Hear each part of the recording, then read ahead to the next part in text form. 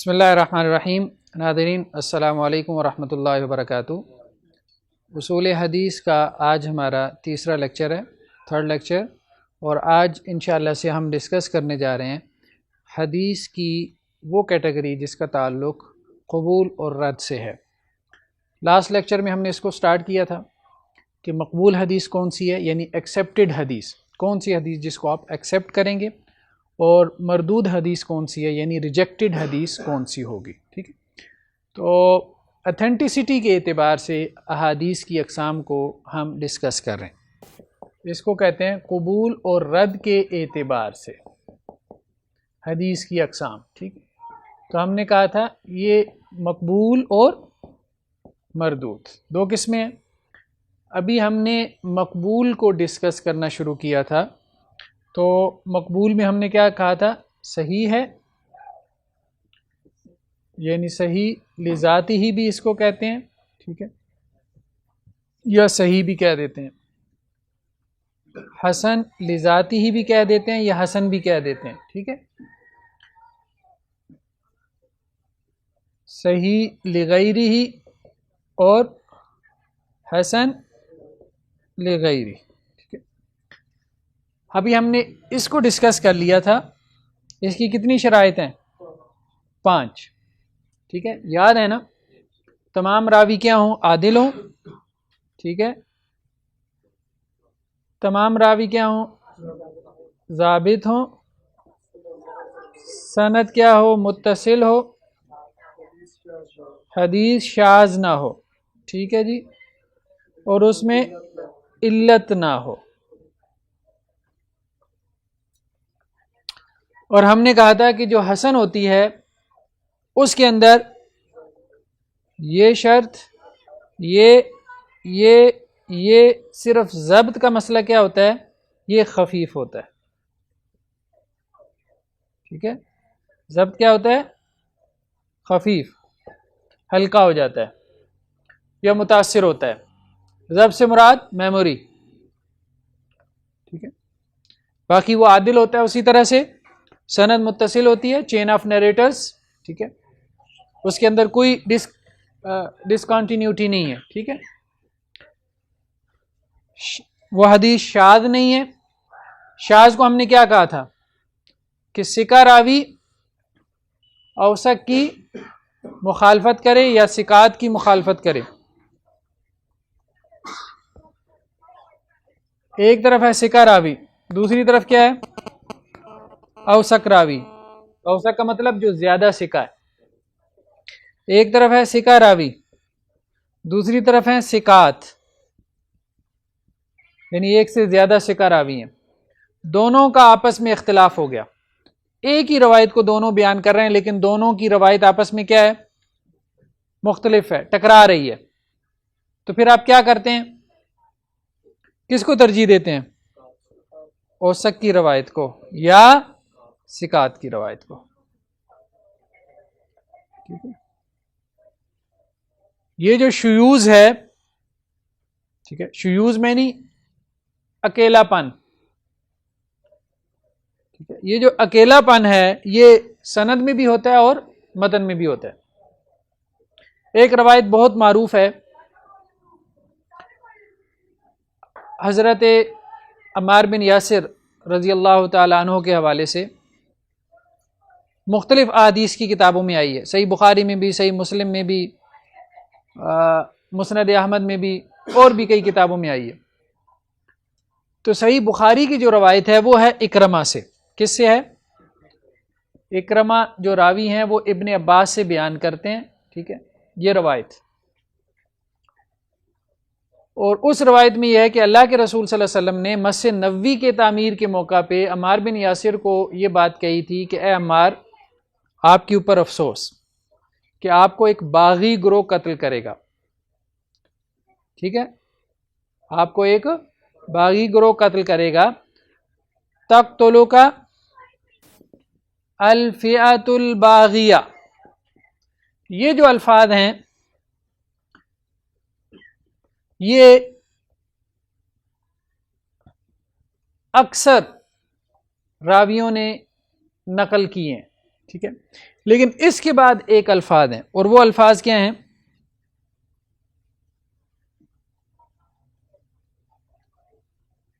یدعوہم الی الجنہ ویدعونہ الی النار. یہ الفاظ صرف بخاری کی روایت میں ہیں. یہ الفاظ کہاں پہ ہیں؟ صرف بخاری کی روایت میں. یہ روایت کہ عمار بن یاسر کو رسول اللہ صلی اللہ علیہ وسلم نے کہا کہ آپ کو ایک باغی گروہ قتل کرے گا، یہ مختلف احادیث کی کتابوں میں آئی ہے. مختلف راویوں نے اس روایت کو بیان کیا ہے، لیکن کتنی بات بیان کی ہے؟ اتنی. ٹھیک ہے، کہ آپ کو ایک باغی گروہ قتل کرے گا. یہ جو آگے ٹکڑا ہے کہ آپ یعنی عمار بن یاسر کو اللہ کے رسول نے کہا کہ آپ ان کو دعوت دیں گے جنت کی طرف، آپ ان کو پکارے ہوں گے جنت کی طرف اور وہ آپ کو پکارے ہوں گے جہنم کی طرف. یہ ٹکڑا یہ صرف بخاری کی روایت میں ہے. ٹھیک ہے، مثال کے طور پہ اکرمہ جو ہے یہ ثقہ راوی ہے.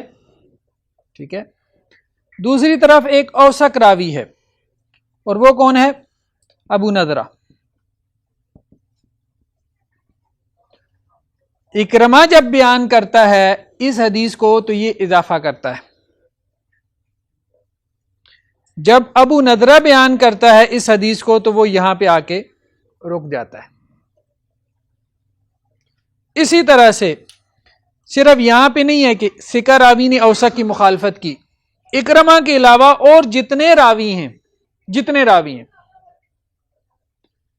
ٹھیک ہے، ان سب نے یہ ٹکڑا بیان نہیں کیا. تو ثقہ نے کیا کی؟ کس کی مخالفت کی؟ اوثق کی تو کی ساتھ میں کیا کی؟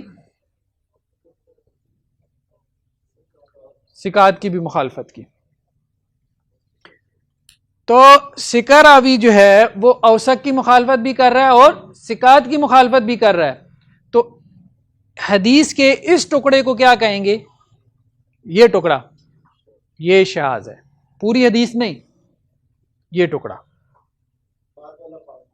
یہ والا یدعوہم الی الجنۃ ویدعونہ الی النار، اس کو آپ کیا کہیں گے کہ یہ شاذ ہے. ٹھیک ہے، شاذ کا مطلب یہ ہے کہ اب یہ کوالیفائی نہیں کر رہا، اپنا صحیح ہونا یہ کوالیفائی نہیں کر رہا. کیوں نہیں کر رہا؟ کیونکہ جو دوسرے لوگ ہیں جب اس حدیث کو بیان کرتے ہیں تو وہ یہ والا ٹکڑا نہیں بیان کرتے، تو گویا اس کو غلطی لگ گئی ہے، اس نے یہ ٹکڑا خلط ملط کر دیا، کہیں اور سے لے کے اس کو یہاں پہ جوڑ دیا. اس کو کہتے ہیں کہ ثقہ راوی اوثق کی مخالفت کرے. مراد یہ ہے کہ ثقہ راوی نے ایک فریز بیان کیا ہے اور اوثق راوی اس فریز کو بیان نہیں کر رہا، یا ثقات اس فریز کو بیان نہیں کر رہے، وہ بھی وہی ٹیکسٹ نقل کر رہے ہیں، وہی حدیث ہے، لیکن اس حدیث میں وہ چیز بیان نہیں کرتے جو وہ اکیلا بیان کر رہا ہے. تو اس کی وہ اضافی بات کیا ہو جاتی ہے؟ شاذ ہو جاتی ہے، مطلب اس میں وہ اکیلا ہو گیا. ٹھیک ہے، اپنی جماعت سے علیحدہ ہو گیا، لوگوں سے علیحدہ ہو گیا، دوسرے راویوں سے علیحدہ ہو گیا. تو اب اس کی یہ والی بات ہم اس کو کہیں گے کہ یہ جو ہم نے کہا نا کہ اب یہ صحیح نہیں ہے. کیا صحیح نہیں ہے؟ پوری حدیث نہیں، حدیث کا وہ ٹکڑا، اس کو شاذ ہونے کی وجہ سے ہم اس کو کیا کہیں گے؟ چھوڑ دیں گے، اس کو ترک کر دیں گے. بخاری شریف کے اوپر ہم انشاءاللہ سے مستقل گفتگو کریں گے. ٹھیک ہے، صحیح بخاری کی تمام روایات صحیح ہیں. ٹھیک ہے، لیکن یہ ہے کہ اس کا مطلب کیا ہے، اس کو سمجھنے کی ضرورت ہے. ظاہری بات ہے اکرمہ عبداللہ بن عباس سے نقل کر رہا ہے اور عبداللہ بن عباس اللہ کے رسول سے نقل کر رہے ہیں. ہاں، اصل میں یہی ہے نا، حدیث تو اسی طرح سے آ رہی ہے نا کہ ویح عمار، جیسے عمار جو ہیں وہ سامنے کھڑے ہیں اور اللہ کے رسول کہہ رہے ہیں ان کے مٹی جھاڑتے ہوئے کہ عمار کے اوپر افسوس، یہ بھی نہیں کہا کہ تیرے اوپر افسوس. ایک انداز ہوتا ہے مخاطب کرنے کا، مطلب آپ مخاطب کو بھی غائب کے صیغے میں ایڈریس کر سکتے ہیں، یہ ہر زبان میں یہ اسلوب موجود ہے. ٹھیک ہے،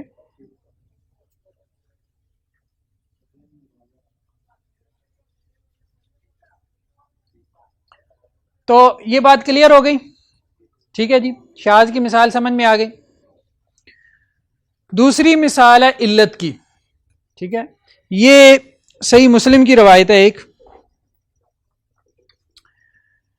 کہ فتح مکہ کے موقع پہ ابو سفیان جو ہے وہ رسول اللہ صلی اللہ علیہ وسلم کی خدمت میں حاضر ہوئے اور انہوں نے اسلام قبول کیا، ٹھیک ہے۔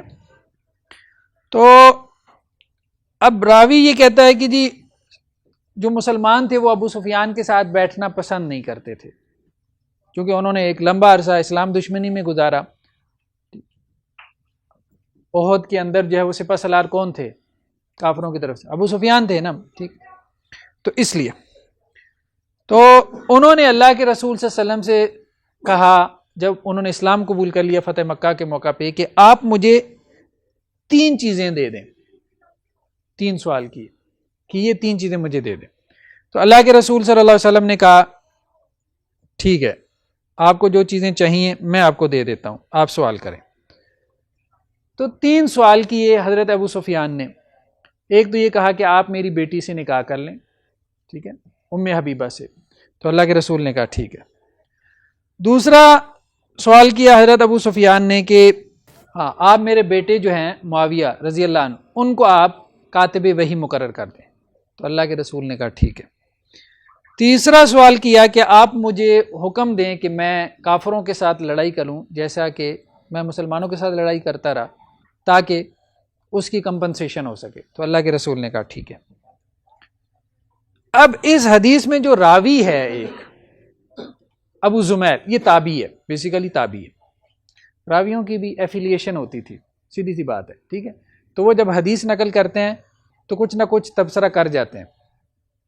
جیسے آج کل میں جو بھی مذہبی آدمی ہے نا اس کی بھی کوئی پولیٹیکل جو ہے وہ انکلینیشن ہوتی ہے کسی نہ کسی طرف، ٹھیک۔ اس زمانے میں بھی یہی تھا۔ ابو زمیل صاحب یہ حدیث بیان کرنے کے بعد کہتے ہیں کہ اگر ابو سفیان نے اللہ کے رسول صلی اللہ علیہ وسلم سے یہ 3 سوال نہ کیے ہوتے نا تو اللہ کے رسول اس کو کبھی یہ نہ دیتے، یہ تینوں چیزیں نہ دیتے، نہ ابو سفیان کی بیٹی سے نکاح کرتے، نہ معاویہ رضی اللہ عنہ کو کاتب بناتے، اور نہ ہی انہیں جہاد اور قتال کا حکم دیتے۔ راوی نے یہ تبصرہ کر کے، یہ کمنٹ کر کے کیا کام کیا ہے؟ سمجھ میں آ رہی ہے بات؟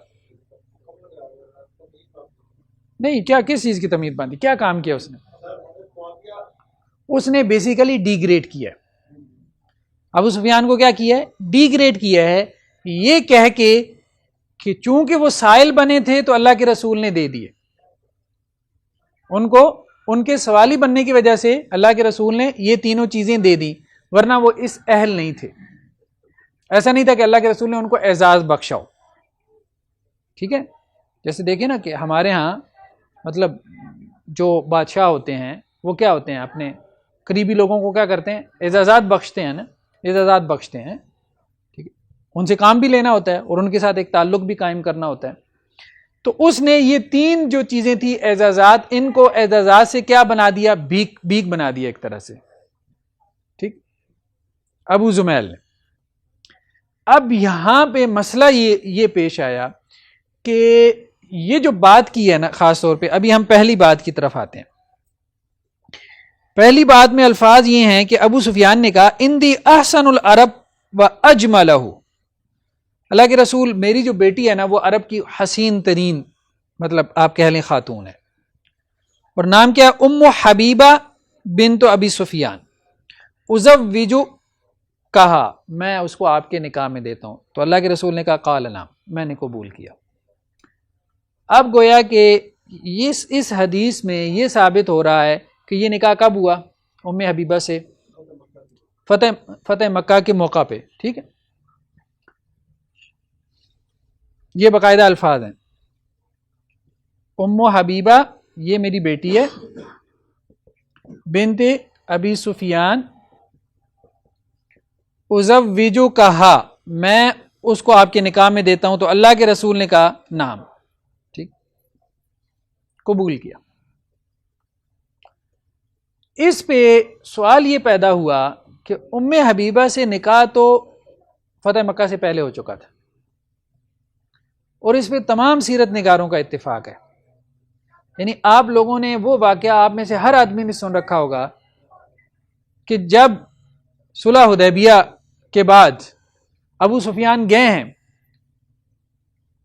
کہ صلح کو دوبارہ جو ہے وہ قائم کیا جائے، بحال کیا جائے، تو ام حبیبہ کے گھر گئے اور انہوں نے بستر لپیٹ دیا، بیٹھنے نہیں دیا کہ رسول اللہ صلی اللہ علیہ وسلم کا کیا ہے یہ بستر. تو گویا تو وہ تو پہلے سے نکاح میں تھی، فتح مکہ سے تو وہ پہلے نکاح میں تھی، تو کیسے نکاح میں آئیں؟ اس وجہ سے ابن حزم نے یہاں تک بات کہہ دی. ابن حزم کے مزاج میں تیزی ہے. علامہ ابن حزم بہت بڑے امام ہیں لیکن ان کے مزاج میں تیزی بہت زیادہ ہے. ٹھیک ہے، وہ کہتے ہیں یہ جھوٹی حدیث ہے، فیبریکیٹڈ ہے، من گڑت حدیث ہے، موضوع ہے، موضوع کا لفظ استعمال کیا. لیکن یہ بات ٹھیک نہیں ہے، ابن حزم کی یہ بات ٹھیک نہیں ہے. ٹھیک ہے، اس حدیث کی بات کر رہے ہیں نا، کس بنیاد پہ کہہ رہے ہیں؟ وہی بنیاد جو ہم آپ کو بتا رہے ہیں کہ تمام سیرت نگاروں کا اتفاق ہے کہ وہ تو پہلے جو ہے وہ تو ابن حزم نے تو جلدی کی، انہوں نے کہا کہ جی یہ حدیث موضوع ہے، فیبریکیٹڈ ہے. لیکن کچھ ائمہ نے کہا کہ نہیں، یہ جلدی نہ کریں، فیبریکیٹڈ نہیں ہے، اس میں علت ہے. علت کیا ہے؟ راوی کو وہم ہو گیا.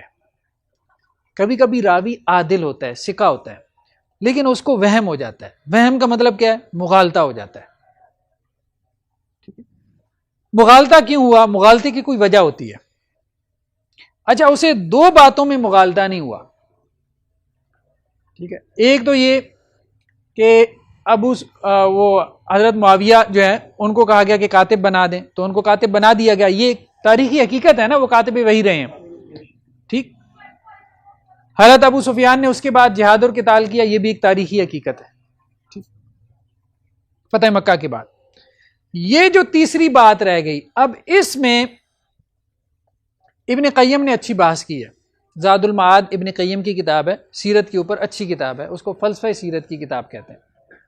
ابن قیم کہتے ہیں کہ بہرحال یہ کہنا تو درست نہیں ہوگا کہ آپ کہیں کہ جی یہ حدیث بالکل ٹھیک ہے، جسے کہتے ہیں 16 آنے ٹھیک ہے، سیرت نگار سارے جھوٹے ہیں یا تاریخ والوں نے سارا غلط لکھا ہے. یہ نہیں، یہ انداز نہیں چلے گا، کیونکہ بڑے سے بڑا لے کے آپ شروع ہو جائیں، سیرت ابن ہشام سے لے کے رحیق المختوم تک، کوئی آپ کو نہیں ملے گا جس نے یہ واقعہ اسی طرح سے نہ بیان کیا ہو کہ فتح مکہ سے پہلے ام حبیبہ کی شادی ہو چکی تھی. بیسیکلی یہ ایمان لا کے ہجرت کر گئی تھی حبشہ، ان کا شوہر ہو گیا نصرانی. اللہ کے رسول نے نکاح کا پیغام بھیجا تھا نجاشی کے ذریعے، اور پھر نجاشی نے حق مہر ادا کیا تھا. اس طرح سے اللہ کے رسول کے نکاح میں آئی تھی. تو اب سوال پیدا ہوا کہ ابو سفیان پھر کس کو پیش کر رہے ہیں جبکہ ام حبیبہ پہلے سے نکاح میں ہے؟ اب لوگوں نے اس کے جواب دینا شروع کیے.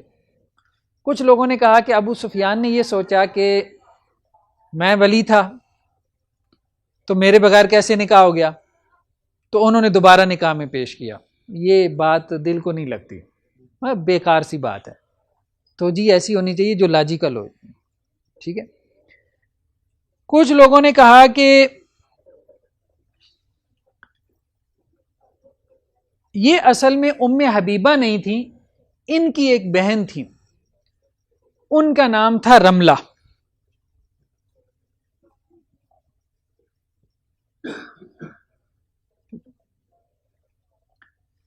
تو بیسیکلی رملہ کے بارے میں ابو سفیان نے کہا کہ جی میں اپنی دوسری بیٹی بھی آپ کے نکاح میں دیتا ہوں. اس پہ سوال پیدا ہوا کہ حدیث میں الفاظ ام حبیبہ کے آئے ہیں، کیا آئے ہیں؟ ام حبیبہ کے آئے ہیں. اس کا جواب بعض لوگوں نے دیا کہ رملہ ان کا نام تھا، کنیت ان کی بھی ام حبیبہ تھی. اچھا، اس توجیہ میں تھوڑی سی جان اس لیے ہے کہ ایک اور روایت ہے سیرت کی کتابوں میں، معروف روایت ہے. ام حبیبہ نے ایک دفعہ اللہ کے رسول صلی اللہ علیہ وسلم سے کہا کہ آپ میری بہن سے شادی کرنا پسند کریں گے؟ تو اللہ کے رسول نے کہا کہ کوئی بھی عورت شوکن پسند نہیں کرتی، تجھے پسند ہے کہ میں تیری بہن کو لے آؤں؟ کہنے لگی مجھے تو پسند ہے. تو اللہ کے رسول نے کہا نہیں، یہ جائز نہیں ہے، ہمارے دین میں یہ جائز نہیں. ام حبیبہ کی یہ خواہش تھی شاید یہ خواہش ابو سفیان کو پہنچی ہو، وہ بھی نئے نئے مسلمان ہوئے تھے، ان کے علم میں نہیں تھا کہ اسلام میں دو بہنوں کو رکھنا جائز نہیں ہے. اسلام نے بہت ساری چیزوں کو حرام قرار دے دیا تھا نا. دور جاہلیت میں بہت سارے نکاح کی قسمیں آ رہی تھیں جن کو اسلام نے آ کے کیا کیا. اب بات یہ ہے کہ یہ تو جی کچھ سمجھ میں آتی ہے کہ ابو سفیان نے گویا کہ کہا کہ جی ایک بیٹی میری آپ کی طرف ہے سو ہے، میں دوسری بھی آپ کے نکاح میں دیتا ہوں، آپ اس کو بھی قبول کر لیں. لیکن اس پہ نعم کہنا نہیں بنتا رسول اللہ صلی اللہ علیہ وسلم کا. یہاں پہ راوی کو وہم ہوا ہے. یہاں پہ کیا ہوا ہے؟ دو جگہ پہ رسول اللہ صلی اللہ علیہ وسلم نے نعم کہا، اسے یہ وہم ہوا کہ تیسری جگہ بھی آپ نے نام کہہ دیا.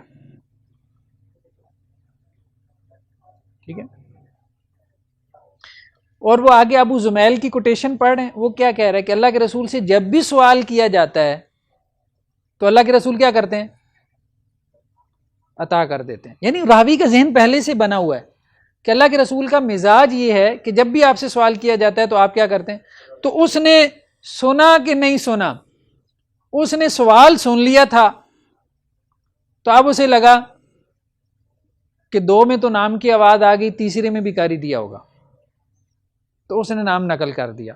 یہ توجیہ کی جائے تو یہ روایت باقی صحیح ہے، لیکن یہاں پہ راوی کو کیا ہو گیا؟ وہم ہو گیا. یہ اس میں علت ہے، اس کو کہتے ہیں علت. علت سے پوری حدیث ضعیف نہیں ہو جاتی. ایک فریز ہوتا ہے، حدیث کا ایک ٹکڑا ہوتا ہے، ایک جز ہوتا ہے جو اپنا صحیح ہونا کوالیفائی نہیں کر رہا ہوتا. ٹھیک ہے، باقی حدیث تو ٹھیک ہے نا، باقی حدیث تو ٹھیک. اس لیے ہم کہتے ہیں کہ جی صحیح بخاری صحیح مسلم کی احادیث صحیح ہیں، یعنی مجموعی طور پہ وہ صحیح ہیں، لیکن اس کا مطلب یہ نہیں کہ صحیح بخاری اور صحیح مسلم کا شوشہ بھی اسی طرح سے ثابت ہے جیسے قرآن کا شوشہ. اس طرح سے تو نہیں نا، اس طرح سے تو ہمارا بلیو نہیں ہے کہ قرآن کی طرح ثابت ہے صحیح بخاری اور صحیح مسلم. ٹھیک ہے. شوشہ کہتے ہیں کہ جیسے مطلب شوشہ کسے کہتے ہیں؟ جیسے دیکھیں نا، شوشہ کہتے ہیں کہ ایک یہ اس کو، یہ جو لکھا ہوا ہے نا اس کو شوشہ کہتے ہیں. تو قرآن مجید میں تو ایسا ہے نا کہ تھوڑی سی چیز بھی لکھی ہوئی ہے تو ہم یہ مانتے ہیں کہ یہ اسی طرح سے رسول اللہ صلی اللہ علیہ وسلم اللہ کی طرف سے. تو حدیث کا معاملہ یہ نہیں ہے نا. صحیح بخاری میں ہم نے بات کی تھی کہ صحابہ کی بھی اقوال ہیں. ٹھیک ہے، صحیح بخاری میں جو ہے وہ ائمہ کی بھی اقوال ہیں. امام بخاری امام نخعی کے اقوال نقل کرتے ہیں، پھر امام صاحب کا اپنے اجتہادات موجود ہیں. یہ جملہ علماء کے یہاں معروف ہے نا کہ فقہ البخاری، امام بخاری کی فقہ کہاں پہ ہے؟ ان کے ابواب میں ہے. تو وہ جو باب باندھے ہیں وہ کیا ہے؟ امام بخاری کی فقہ ہے. تو حدیث کی کتاب میں امام بخاری اپنی فقہ بھی بیان کر رہے ہیں، اپنے اجتہادات بھی بیان کر رہے ہیں. تو اس طرح سے مطلب کہنے کا مقصد یہ ہے کہ صحیح بخاری یا صحیح مسلم میں اس کو ابن تیمیہ نے اس طرح سے کہا کہ کلمات یسیرہ کے بارے میں، کلمات یسیرہ یعنی چھوٹے چھوٹے کچھ فریزز ہیں جن کے بارے میں آپ کہہ سکتے ہیں کہ یہ صحیح ہونا کوالیفائی نہیں کر رہے. مطلب احادیث کے بارے میں نہیں کہہ سکتے پوری احادیث، لیکن کچھ فریزز ہیں کلمات یسیرہ ہیں، چھوٹے چھوٹے فریزز ہیں جن کے بارے میں آپ یہ کہہ سکتے ہیں کہ جی نہیں ان کے بارے میں کچھ ڈاؤٹس ہیں یا ان پہ کوئی ڈیبیٹ یا ڈسکشن ہو سکتی ہے. تو اس اعتبار سے بات کرنے میں کوئی حرج نہیں، اور یہ ہر دور میں اس حوالے سے بات ہوتی رہی ہے. پوری حدیث کو کسی نے اس طرح سے نہیں کیا، ضعیف نہیں کہا، موضوع نہیں کہا. اگرچہ ابن حزم نے کہہ دیا یا کچھ لوگوں نے کہہ دیا، لیکن اوورآل امت میں یہ رویہ یہ ایٹیچیوڈ نہیں رہا. لیکن کلمات یسیرہ کے بارے میں لوگوں نے ضرور بات کی ہے، ہر دور میں بات کی کہ یہاں راوی کو وہم ہو گیا، یہاں راوی نے ادراج کر دیا. اچھا ایک اور چیز ہے ادراج، وہ ہم آگے جا کے پڑھیں گے. عجیب بات یہ ہے کہ یہ جو فریز ہے تقتلہ الفئۃ الباغیہ، ٹھیک ہے، بعض روایات میں آتا ہے تقتلک الفئۃ الباغیہ، بعض روایات میں آتا ہے تقتلہ الفئۃ الباغیہ. ٹھیک ہے، تو یہ جو فریز ہے تقتلہ الفئۃ الباغیہ، یہ فریز جو ہے صحیح بخاری کے اندر اضافہ ہے. اس کے اوپر باقاعدہ ڈیبیٹس موجود ہیں. اضافہ کیسے ہوا ابن حجر یہ کہتے ہیں کہ پہلے امام بخاری نے، ابن حجر نے فتح الباری میں لکھا ہے کہ پہلے امام بخاری نے وہ جو پیچھے ہم نے روایت نقل کیا نا،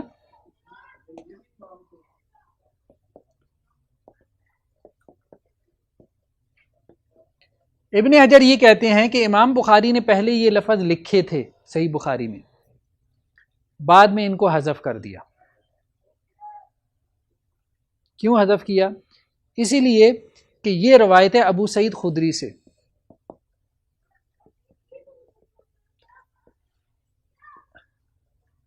صحیح مسلم کی روایت میں ہے کہ ابو سعید خدری کہتے ہیں کہ میں نے یہ الفاظ خود نہیں سنے،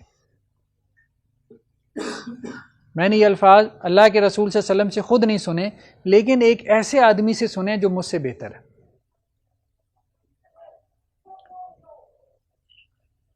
تو امام بخاری نے پہلے ان چیزوں کو، اس فریز کو درج کیا تھا اپنی صحیح بخاری میں۔ جب امام بخاری کو دوسری سند سے یہ چیز پہنچی کہ ابو سعید خدری تو یہ کہہ رہے ہیں کہ میں نے یہ فریز نہیں سنا اللہ کے رسول سے، براہ راست نہیں سنا، ایک اور بندے سے سنا ہے جو مجھ سے زیادہ سکا ہے، تو امام بخاری نے اس کو حذف کر دیا۔ اس لیے بخاری کے بعض نسخوں میں یہ فریز موجود نہیں ہے، اور 13 ہجری تک اس فریز کے بغیر بخاری پبلش ہوتی رہی۔ کسی نسخے میں موجود تھا یہ فریز، موجود رہ گیا تھا، اس سے پرنٹنگ پریس میں گیا، تو جب پرنٹنگ پریس میں گیا تو اب یہ عام ہو گیا۔ اور یہ بات کہ یہ فریز بخاری میں نہیں ہے، یہ صرف ابن حجر نے نہیں کی، یہ امام حمیدی سے، حمیدی پہلے ہیں جنہوں نے جو ہے وہ، مطلب حمیدی کا زمانہ کافی قریب ہے بخاری کے، 488 ہجری ان کی وفات ہے، تو امام بخاری کی 256 ہے نا۔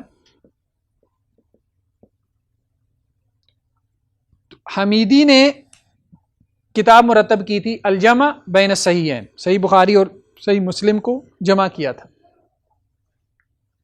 انہوں نے کہا تھا کہ یہ صحیح بخاری اور صحیح مسلم کو جمع کیا تو مطلب جو روایات صحیح بخاری اور صحیح مسلم میں، اس وقت تو پرنٹنگ پریس نہیں تھا نا، قلمی نسخے تھے، مینوسکرپٹ سے، ہاتھ سے لکھی ہوئی نسخے ہوتے تھے، کتابت ہوتی تھی، تو وہ کہتے ہیں بخاری میں یہ الفاظ نہیں ہیں۔ ٹھیک ہے، اسی طرح سے امام مزی نے، امام مزی بہت بڑے امام ہیں اسماء و رجال کے، انہوں نے بھی کہا کہ بخاری کے اندر یہ الفاظ نہیں ہیں، اور کافی سارے ائمہ کا مطلب ذکر ملتا ہے۔ تو کہنے کا مقصد یہ ہے کہ یہ اس کو کہتے ہیں ادراج، اضافہ ہو گیا۔ ابن حجر نے تو یہ توجیہ کی ہے کہ امام بخاری نے خود لکھے تھے لیکن بعد میں مٹا دیے تھے، لیکن وہ جو لکھا ہوا نسخہ تھا نا وہ نکل گیا، وہ نکل جانے کی وجہ سے یہ الفاظ پھر عام ہو گئے۔ لیکن یہ ہے کہ جن نسخوں میں جو قلمی نسخے ہاتھ سے لکھی ہوئی بخاری کے پرانے، ایسے بھی موجود ہیں جن میں یہ الفاظ نہیں۔ اچھا، بعض ائمہ نے یہ توجیہ کی امام بخاری نے اس کو لکھا تھا حواشی کے طور پہ، کسی نے اس کو متن کا حصہ بنا دیا، حاشیہ تھا یہ، یعنی حواشی میں بعض اوقات بندہ اس لیے لکھ لیتا ہے کہ یہ فیصلہ کرتا ہے کہ یہ الفاظ مجھے اندر لے کے آنے ہیں کہ نہیں لے کے آنے، ٹھیک ہے، متن میں لانے ہیں کہ نہیں لانے۔ بہرحال سمجھ آ گئی، علت کی سمجھ آ گئی۔ علت سے مراد بہت باریک چیزیں، بہت باریک چیزیں، عام آدمی جو ہے وہ اس کے لیے اس تک پہنچنا مشکل ہوتا ہے، اس کے لیے بہت تحقیق چاہیے، بہت ریسرچ چاہیے، ٹھیک ہے۔ صرف حدیث کی کتابوں کا ترجمہ پڑھ لینے سے وہ گہرائی حاصل نہیں ہوتی۔ ہم نے یہی کہا تھا نا کہ اب علماء کیا کرتے ہیں عام طور پہ، جو حدیث کی تحقیق کرنے والے، وہ صرف یہ کام کر کے اسنادہ صحیح یا اسنادہ حسن کہہ کے فارغ ہو جاتے ہیں، اس کی طرف نہیں آتے، اس کی طرف نہیں آتے۔ یہ بہت گہرا کام ہے، بہت ٹائم ٹیکنگ ہے، بہت وقت چاہیے، بہت مطالعہ چاہیے، ٹھیک ہے۔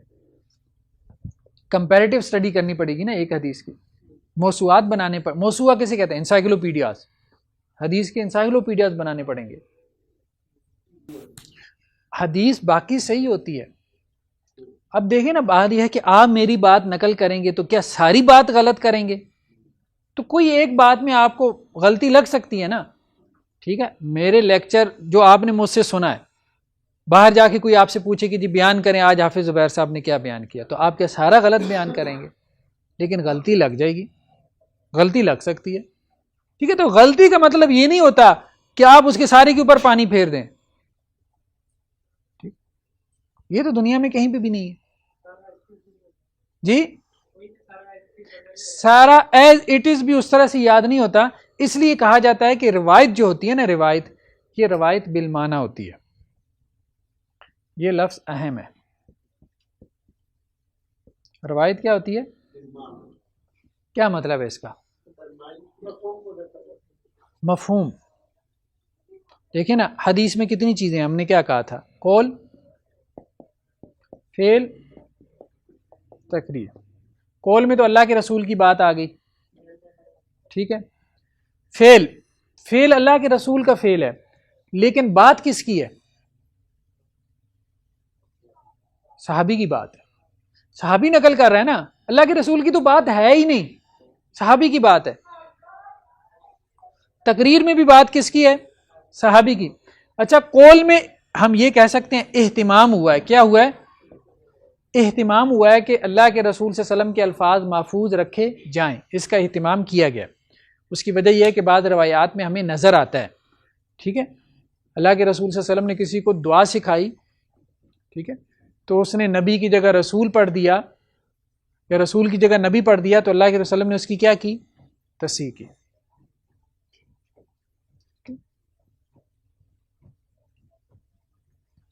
وہ ایک روایت آتی ہے نا جس میں ہے کہ جو رات کو سونے کی دعا سکھائی گئی، ٹھیک ہے، وَنَبِيِّكَ الَّذِي أَرْسَلْتَ،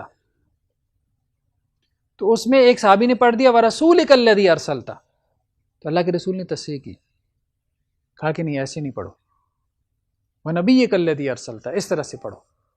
تو رسول اللہ صلی اللہ علیہ وسلم نے اہتمام کروایا کہ الفاظ محفوظ رکھو، صحابہ نے اہتمام کیا کہ الفاظ محفوظ رکھیں، لیکن اس کے باوجود لفظ اللہ کے رسول کا ہے، یہ کلیم نہیں ہے، یہ کلیم کیا بھی نہیں جا سکتا. اس کی وجہ یہ ہے کہ ایک ہی قول رسول کو جب کئی ایک صحابی بیان کرتے ہیں تو ان کے الفاظ آپس میں کیا ہوتے ہیں؟ مثال کے طور پہ جو دعائیں ہیں، دعاؤں میں الفاظ مختلف نہیں ہو جاتے؟ ایک ہی دعا میں الفاظ مختلف کیوں ہو جاتے ہیں؟ تھوڑے سے فرق کے ساتھ آ جاتے ہیں. کسی نے اس طرح سے محفوظ کیا، کسی نے اس طرح سے محفوظ کیا، تھوڑا بہت فرق پڑ جاتا ہے. تو روایت اصل میں کیا ہوتی ہے؟ بالمعنی ہوتی ہے. قرآن میں اور حدیث میں یہی فرق ہے. قرآن میں کیا نقل ہوا ہے؟ لفظ نقل ہوا ہے قرآن میں. ٹھیک ہے،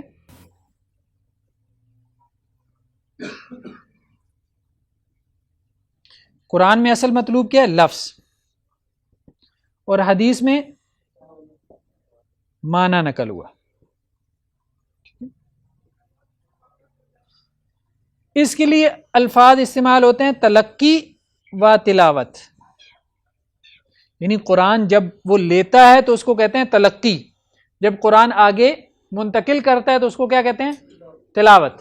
تلقی کا مطلب ہوتا ہے لفظ کو اٹھانا. ٹھیک ہے. حدیث میں کیا ہے؟ تحمل اور ادا. تحمل و ادا. تحمل میں معنی اٹھاتا ہے اور ادا میں پھر اس کو آگے ادائیگی کر دیتا ہے. یعنی قرآن منتقل ہوتا ہے تلقی اور تلاوت سے، تلاوت بھی لفظوں کی ہوتی ہے، ٹھیک ہے، اور حدیث منتقل ہوتی ہے تحمل و ادا سے. تھوڑا بہت فرق ہو جاتا ہے، تھوڑا بہت فرق پڑ جاتا ہے اس میں. ہاں وہ فرق پڑ جاتا ہے، معنی میں فرق پڑ جاتا ہے.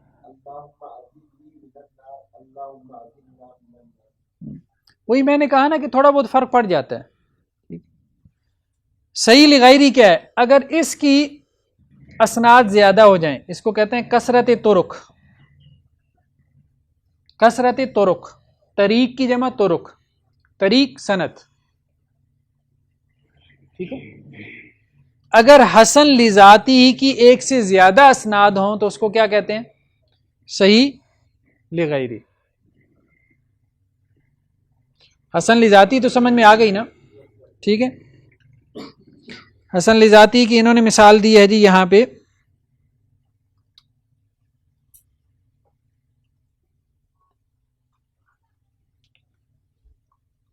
کہ جو حدیثیں جو ہیں وہ عمرو بن شعیب کی ہیں،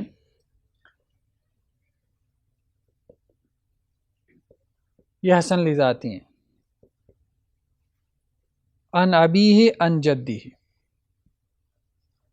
عمرو بن شعیب وہ اپنے باپ سے اور وہ اپنے دادا سے نقل کرتے ہیں، ٹھیک ہے. تو جب حسن لذاتی ایک حدیث ہے اس کے طرق زیادہ ہو جائیں، اس ایک روایت کو زیادہ لوگ نقل کریں، تو اس کو کیا کہیں گے؟ صحیح لغیری. تو صحیح لغیری کا درجہ زیادہ ہوا کہ کم ہوا؟ حسن لذاتی سے زیادہ ہوا، ٹھیک ہے، اس کا درجہ زیادہ ہے. لیکن ہم نے اس کو بعد میں کیوں بیان کیا؟ اس لیے کہ یہ جب تک بیان نہ ہوتی تو یہ سمجھ نہ آتی، ٹھیک ہے. یہی حسن لذاتی ہی جب زیادہ ہو جاتی ہیں کسی ایک مسئلے میں تو وہی حدیث کیا بن جاتی ہے؟ صحیح لغیری. جی صحیح لغیری کی مثال انہوں نے دی ہوئی ہے کہ لولا ان اشق علی امتی لامرتم بالسواک عند کل صلاۃ. حضرت ابو ہریرہ سے روایت ہے کہ اللہ کے رسول نے کہا کہ اگر میری امت پہ مشقت کا اندیشہ نہ ہوتا تو میں انہیں حکم دیتا ہر نماز کے بعد کیا کریں؟ مسواک کیا کریں، ٹھیک ہے. تو اب یہ روایت جو ہے محمد بن عمرو سے مروی ہے، ٹھیک ہے، محمد بن عمرو بن علقمہ.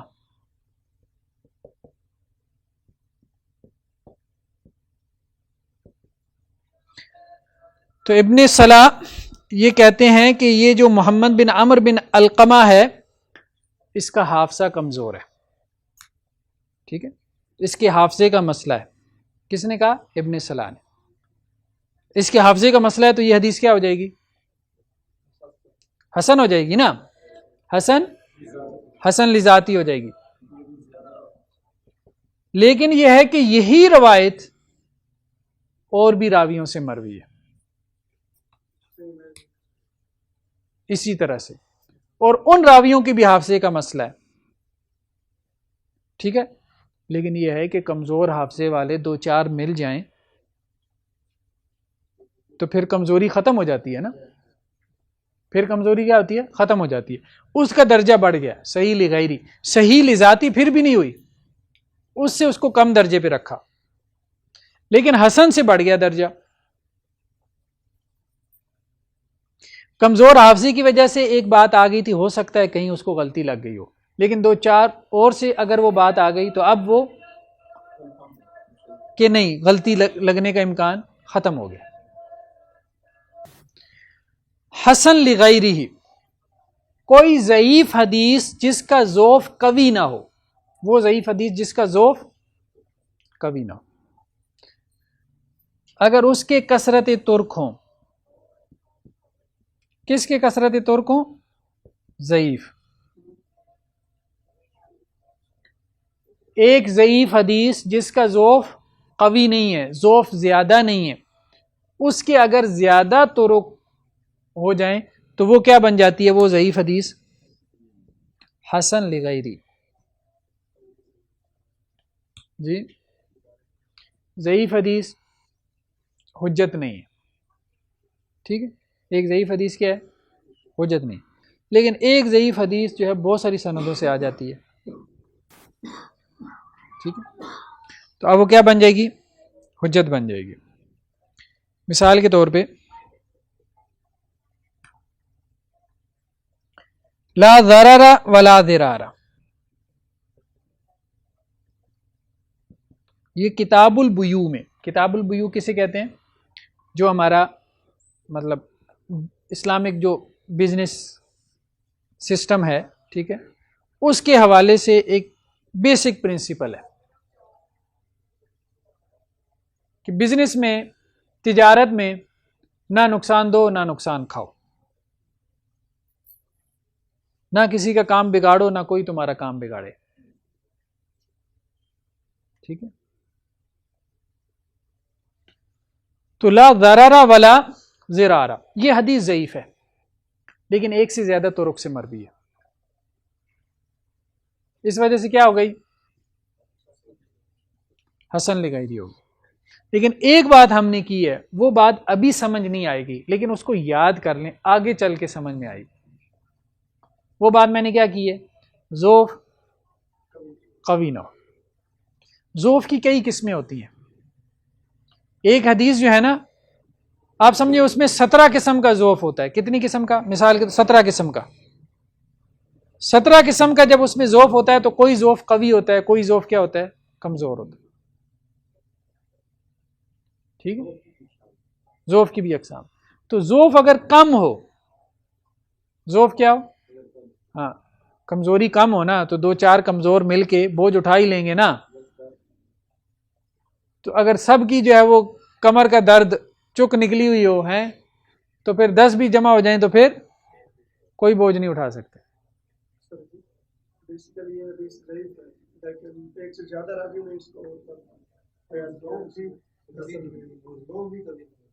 ظوف بھی قوی نہیں ہے،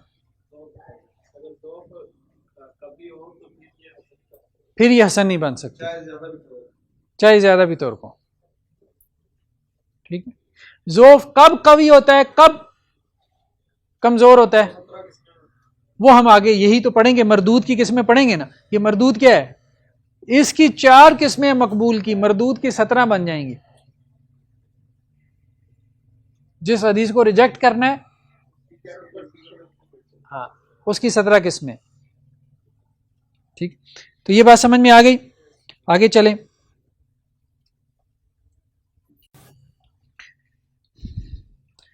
امام ترمذی کے 2 قول ہیں جو سنن ترمذی میں وہ بہت زیادہ استعمال کرتے ہیں. ٹھیک ہے. ایک قول ہے ان کا، ھذا حدیث حسن صحیح. کیا کہتے ہیں امام ترمذی؟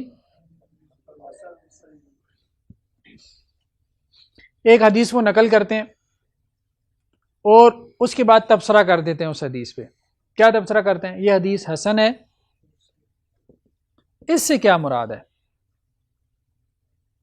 ایک حدیث حسن بھی ہو سکتی ہے، صحیح بھی ہو سکتی ہے، کیا مراد ہے؟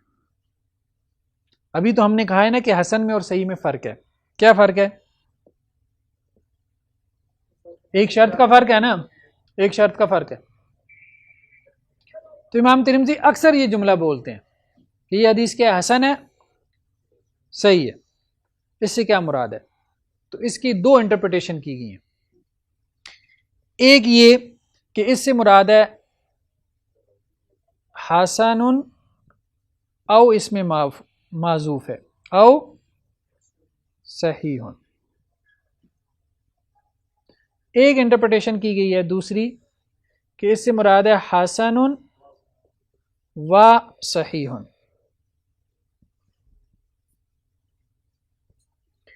اگر سند ایک ہے، اگر سند ایک ہے تو پھر یا یہ حدیث حسن ہے یا صحیح ہے.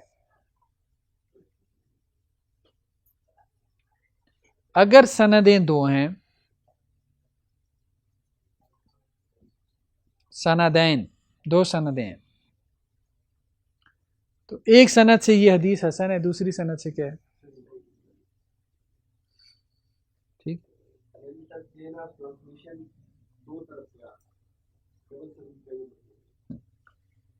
امام ترمذی کہہ رہے ہیں کہ یہ حدیث حسن صحیح ہے، مطلب یہ حدیث حسن بھی ہے اور ایک سند سے حسن ہے، دوسری سند سے صحیح.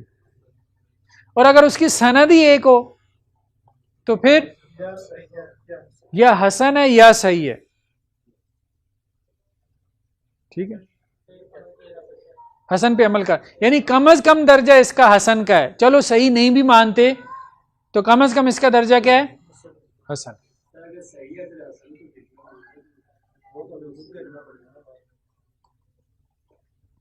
دوسری جو اصطلاح استعمال کرتے ہیں امام ترمذی وہ ہے حسن غریب.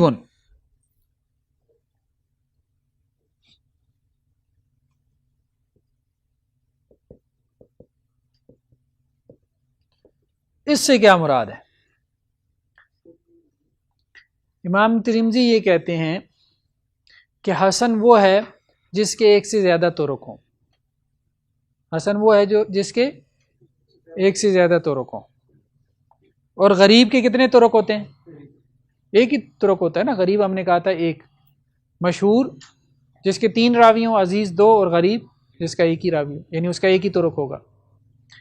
تو اب یہ کیسے جمع ہوگا؟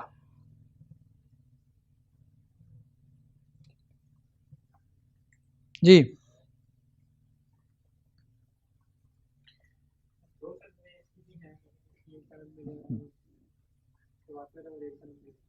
حسن و غریب. امام ابن تیمیہ کہتے ہیں کہ امام ترمذی یہ کہہ رہے ہوتے ہیں کہ یہ جو سند ہے نا اس کی، یہ حسن ہے جس سے میں نے بیان کیا، لیکن ایک اور سند بھی ہے جو کہ غریب ہے. حسن غریب سے مراد حسن و غریب. یہ بات کلیئر ہو گئی امام ترمذی کی اصطلاحات، کیونکہ یہ اس سے متعلق تھی نا حسن سے، تو اس لیے ہم اس کو لے آئے. ایک اور چیز ہے خبر الواحد المحتف بالقرائن. اوپر ہم نے اس کا ٹائٹل لکھا ہے، صاحب کتاب نے بھی اس کا تذکرہ کیا ہے.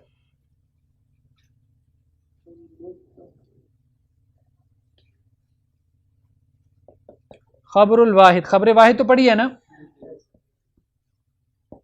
المحتف بالقرائن، ایسی خبر واحد جس کو گھیرا ہوا ہو قرائن نے. قرائن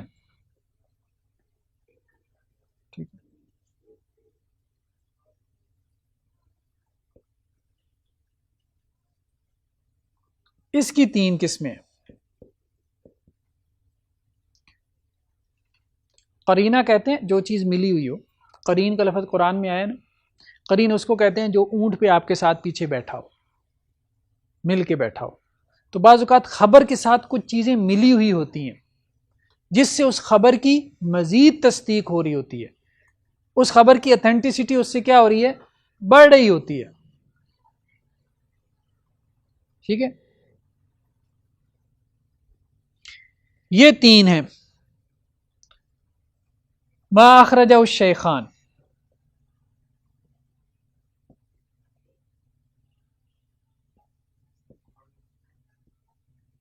ہے خبر واحد، لیکن اضافی چیز کیا آ گئی کہ صحیح بخاری اور صحیح مسلم میں آ گئی، تو یہ قرینہ ہے. میں آ گئی. بات سمجھے ہم کیا بات کر رہے ہیں. ایک ہے خبر واحد، ٹھیک ہے. خبر واحد کو مزید کوئی اعزاز حاصل ہو گیا کہ وہ بخاری میں آ گئی یا مسلم میں آ گئی یا دونوں میں آ گئی. اس اعزاز سے اس کی اتھینٹسٹی بڑھ گئی. کیوں بڑھ گئی؟ کہ صحیح بخاری اور صحیح مسلم کا مقام اور مرتبہ بڑھ جاتا ہے نا. اور بھائی خبر جو ہے نا، خبر ایک شام کے اخبار میں چھپے، ٹھیک ہے، اور ایک نیو یارک ٹائم میں چھپے، تو فرق ہوگا کہ نہیں ہوگا؟ بس یہی بات ہم کر رہے ہیں. خبر تو خبر ہی ہے نا، ٹھیک ہے. اس کو کہتے ہیں قرائن. ٹھیک ہے.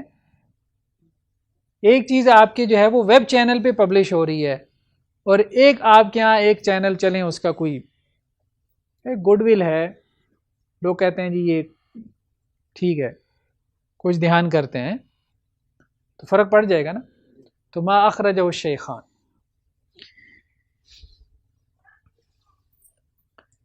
کیونکہ شیخان کا مقام اور مرتبہ ہے نا. شیخان، شیخ کی جمع شیخان. کون ہے شیخ؟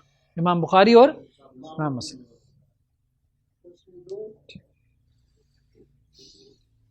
الخبر المسلسل،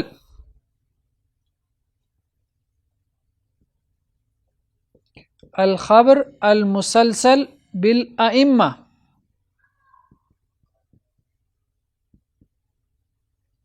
وہ خبر جس کی سند میں ائمہ دین ہو. جیسے ہم نے کہا تھا کہ امام احمد کس سے نقل کرتے ہیں؟ امام شافعی سے، امام شافعی امام مالک سے، امام مالک امام نافع سے، امام نافع عبداللہ بن عمر سے. گولڈن چین، اس کو کیا کہتے ہیں؟ گولڈن چین.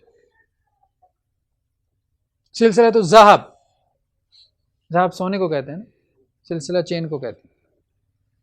تو اب یہ قرینہ ہو گیا نا، ایک اضافی چیز آ گئی نا، خبر واحد. صرف خبر واحد نہیں ہوگی. تیسری چیز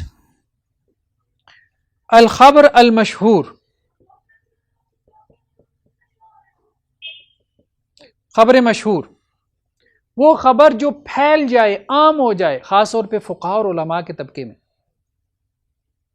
تو یہ اس کا مشہور ہونا بھی ایک اضافی قرینہ ہے، یعنی اس کی اہمیت، اس کی سگنیفیکینس کی وجہ سے، امپورٹنس کی وجہ سے وہ مشہور ہوگی نا، معروف ہوگی، فیمس ہوگی. جی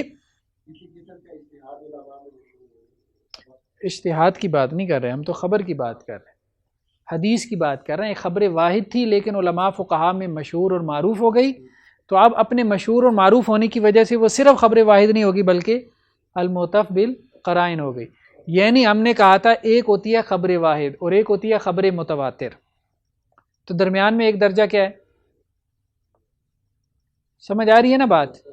یہی کہا تھا نا، ایک متواتر ہے اور ایک کیا ہے؟ خبر واحد ہے. یہ درمیان میں درجہ کیا ہے ان کے؟ خبر واحد المحتف بالقرائن. ٹھیک ہے، یہ نہ متواتر ہے نہ خبر واحد ہے، درمیان میں ہے. تو اس سے کیا حاصل ہوتا ہے؟ اس سے بھی علم یقین حاصل ہوتا ہے. کیا حاصل ہوتا ہے؟ علم یقین. ہم نے کہا تھا نا اس سے کیا حاصل ہوتا ہے؟ علم یقین. اس سے کیا حاصل ہوتا ہے؟ ظن. لیکن تحقیق کے بعد یقین حاصل ہوتا ہے. ٹھیک ہے، تو المحتف بالقرائن سے بھی کیا حاصل ہوتا ہے؟ یقین. اوور آل یقین، اوور آل ایک مجموعی یقین. ٹھیک ہے، بالائمہ، جس میں مسلسل ائمہ دین ہو، جس کی چین میں بڑے بڑے امام ہوں. ایک اور چیز جو انہوں نے یہاں پہ بیان کی ہے، مراتب الصحیح، صحیح کے مراتب.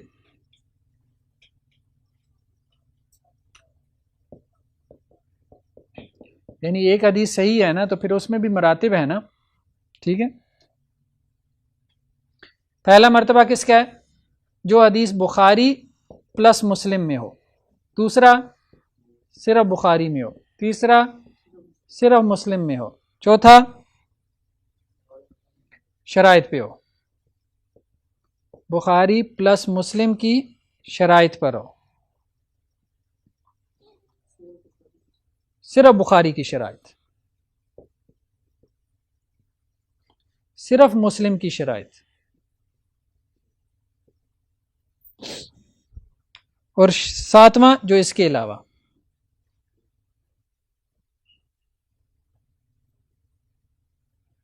جیسے صحیح ابن حبان، ابن حبان نے بھی صحیح مرتب کی ہے نا، صحیح ابن خزیمہ نے بھی صحیح مرتب کیا. تو اس کے علاوہ جو ہے دو رویے حدیث کے حوالے سے. ایک رویہ جو ہے اس کو کہتے ہیں انکار حدیث. کیا کہتے ہیں؟ اور ایک ہے جسے کہتے ہیں استخفاف حدیث. کیا کہتے ہیں؟ انکار تو ہے کھلم کھلا حدیث کا انکار کر دینا، حدیث کو ماننا ہی نہ کہ سورس آف شریعہ نہیں ہے، صرف قرآن ہمارے لیے کافی ہے. ان کو کیا کہتے ہیں؟ اہل قرآن. ان میں معروف کون ہوا زیادہ؟ غلام احمد پرویز. اور بھی لوگ ہیں، عربوں میں بھی ہیں، لیکن ہمارے ہاں اس سے پہلے بھی ہیں، عبداللہ چکڑالوی اور بہت سارے لوگ ہیں، اسلم جراج پوری وغیرہ، لیکن غلام احمد پرویز ذرا زیادہ معروف ہو گیا. اس کے اوپر اچھا کام کس نے کیا؟ پروفیسر ڈاکٹر محمد دین قاسمی صاحب کا ہے. کس کا؟ محمد دین قاسمی صاحب کا. ان کا جماعت اسلامی سے تعلق ہے، لیکن بہت اچھا کام پرویز کے اوپر، بہت معیاری کام، کوالٹی ورک ہے. ان کا پی ایچ ڈی کا تھیسس ہے مطالب الفرقان. مطالب الفرقان کے اوپر پرویز کی جو تفسیر ہے نا، مطالب الفرقان، اس کا انہوں نے تحقیقی جائزہ لیا. اور ایک اور ان کی کتاب پڑھنے والی ہے غلام محمد پرویز اپنے الفاظ کے آئینے میں. تو جس نے پرویز کے اوپر، یا وہ لوگ جو کہ منکرین حدیث ہیں، خود پرویز بھی چگالی کرتا ہے پہلوں کی، لیکن یہ ہے کہ اس کے بعد تو جتنے ہیں سب اس کے افکار کی چگالی کرتے ہیں. ٹھیک ہے، کسی نے کوئی نیا کام نہیں کیا. تو ایک تو پروفیسر ڈاکٹر محمد دین قاسمی صاحب کا، اور دوسرا جو ہے وہ مولانا عبد الرحمن کیلانی صاحب کا، آئینہ پرویزیت. ٹھیک ہے، مولانا عبد الرحمن کیلانی صاحب، اچھا کام ہے. کوئی بھی جو شخص حدیث کو نہ مانتا ہو، حدیث کے اوپر اس کے اعتراضات پیدا ہوتے ہوں، ان دو لوگوں کی کتابیں ریفر کر دیں، بہت مل جاتی، نیٹ پہ سرچ کر لیں. مولانا عبد الرحمن کیلانی صاحب کی کتاب ہے آئینہ پرویزیت. ٹھیک ہے. دوسرا ایک رویہ پیدا ہوا بر صغیر میں، وہ انکار حدیث کا رویہ نہیں تھا، وہ کیا تھا؟ استخفاف. استخفاف کہتے ہیں حدیث کو ہلکا سمجھنا، حدیث کو اس کا مقام نہ دینا. مانتے ہیں لیکن اس طرح سے نہیں مانتے جیسے ماننا چاہیے. تو دونوں کو گڑبڑ نہیں کرنا چاہیے. ٹھیک ہے، بہت سارے لوگ کہتے ہیں جی غامدی تو منکر حدیث ہے. نہیں، اس طرح سے نہیں. فرق ہے غلام محمد پرویز میں اور غامدی صاحب میں، بہت فرق ہے. غلام محمد پرویز تو 5 نمازوں کو نہیں مانتا، نہ زکوٰۃ مانتا ہے، نہ حج مانتا ہے، نہ روزہ مانتا ہے. وہ تو نمازیں بھی پڑھ رہے ہیں، ٹھیک ہے، روزے بھی رکھ رہے ہیں، زکوٰۃ بھی مانتے ہیں، حج کے بھی قائل ہیں. فرق تو پڑا نا، کیوں نہیں فرق پڑا؟ تو استخفاف حدیث، اس میں جو رویے پیدا ہوئے، اس میں جو شیڈز آئے، ایک تو آپ کو میں نے کہا تھا کہ درایت کے رستے سے آیا. ٹھیک ہے، حدیث کا درایتی معیار، یہ کس کا تھا؟ مولانا تقی امینی کا. اس کے اوپر بہت اچھا کام ہمارے استاذ ہیں جو ڈاکٹر حافظ حمزہ مدنی صاحب کا، ان کا پی ایچ ڈی کا تھیسس ہے بہاولپور یونیورسٹی سے، علم حدیث میں اسناد اور متن کی تحقیق کے اصول. علم حدیث میں اسناد اور متن کی تحقیق کے اصول، یعنی جن لوگوں نے عقلی بنیادوں پہ حدیث کا رد کیا ہے تو انہوں نے اس عقلی ریشنل اپروچ کو ریسپانس کیا،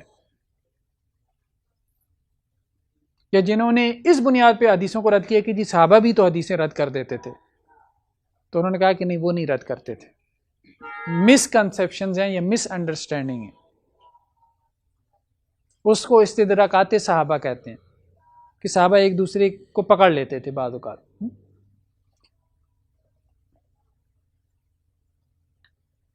دوسرا رویہ ہم نے کہا تھا سنت اور حدیث میں فرق، یہ کس نے پیش کیا تھا؟ مولانا امین حسن اصلاحی صاحب نے، اور اس کو پھر آگے غامدی صاحب نے بڑھایا. مولانا امین حسن اصلاحی صاحب کے تصور حدیث پہ بہت اچھا کام کیا ہے غازی عزیر صاحب نے، انکار حدیث کا نیا روپ. غازی عزیر صاحب سعودی عرب میں ہوتے ہیں، جید علماء میں سے ہیں. انکار حدیث کا نیا روپ 3-4 جلدوں میں یہ پبلش ہوا ہے، یہ ان کا مقالہ. تو یہ اصلاحی صاحب کا جو تصور سنت ہے اس پہ ایک اچھا رسپانس ہے. اور یہ جو تقی امینی صاحب کا تصور سنت تھا، جس کو بعد میں عمار خان ناصر صاحب، شاید آپ نے نام سنا ہو، ٹھیک ہے، عمار خان ناصر صاحب جو مولانا زید الراشدی صاحب کے بیٹے ہیں، گجرانوالہ سے تعلق ہے. تو ایک مجلہ نکلتا ہے شریعہ کے نام سے، اس کے ایڈیٹر بھی ہیں. انہوں نے بھی اشراق کے اندر، اشراق جو غامدی صاحب کا مجلہ ہے، اس میں اس تصور کو آگے بڑھایا تھا تقی امینی صاحب کے. لیکن یہ ہے کہ دونوں کو رسپانس کیا بہت اچھے طریقے سے حافظ حمزہ مدنی صاحب نے. اور ہم نے بھی جو ایک مجلہ نکلتا ہے رشد کے نام سے، کبھی آپ اس کو سرچ کریں، وہ یہ 5 سال سے میری ایڈیٹرشپ میں نکل رہا ہے، ششمائی ہے، بائی اینول ہے، ریسرچ جرنل. اس میں ہم نے ایک جرنل خاص طور پہ اس فکر کے اوپر اس کو خاص کیا تھا، حدیث کے درایتی معیار پہ. رشد، ششمائی رشد کہتے ہیں اس کو، گوگل کریں گے آپ کے سامنے آ جائے گا. رشد کے نام سے اس کی ویب سائٹ بھی بنی ہے، rushd.org. پھر یہ ہے کہ آج کل ایک اور صاحب کا نام بہت زیادہ آ رہا ہے خاص طور پہ میڈیا میں، انجینئر محمد علی مرزا صاحب. ان کا جو کام ہے اس کو بہت اچھے طریقے سے خود میں اس کو رسپانس کر رہا ہوں، تو انشاءاللہ سے تقریباً آخری مراحل میں ہے اور وہ بھی انشاءاللہ سے آ جائے گا۔ جی وہ بیسیکلی استخفاف اس کو نہیں کہنا چاہیے، کیونکہ وہ تو حدیث کو مانتے ہیں نا۔ بیسیکلی انہوں نے، اگر میں ایک لفظ میں کہوں تو انجینئرنگ کی ہے، حدیث میں کیا کی ہے؟ انجینئر ہے نا، تو انجینئرنگ دکھائی ہے۔ تو اس انجینئرنگ کو ہم نے کیا کیا ہے؟ ریورس انجینئرنگ میں لے گئے۔ سبحانک اللہم و بحمدک، نشہد ان لا الہ الا انت، نستغفرک۔ زندگی شعور سے، الحکمہ انٹرنیشنل آپ کا تعاون درکار ہے۔ آپ ہماری معاونت کے ذریعے اس مقدس مشن میں ہمارے رفیق بن جائیے۔ For donation account number 059292131002741، branch code 0727، account title Hafiz Shafiq Rahman, MCB۔